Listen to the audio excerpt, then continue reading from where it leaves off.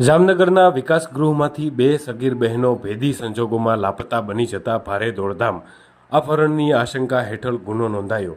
જામનગરના વિકાસ ગૃહમાં રહીને અભ્યાસ કરતી બે સગીર વયની બહેનો ગઈ રાતે એકાએક લાપતા બની જતા વિકાસ ગૃહમાં ભારે હલચલ મચી ગઈ છે।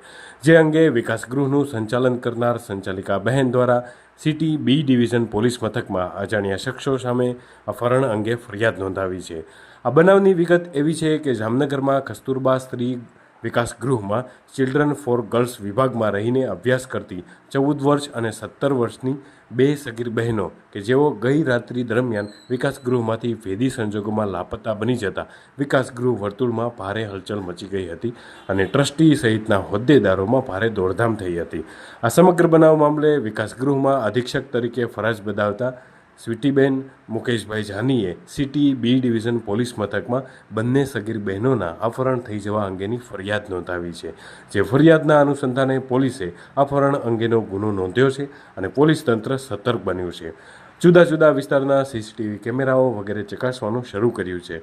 સિટી બી ડિવિઝન પોલીસે સમગ્ર મામલે ઊંડાણપૂર્વકની તપાસ હાલ શરૂ કરી દીધી છે।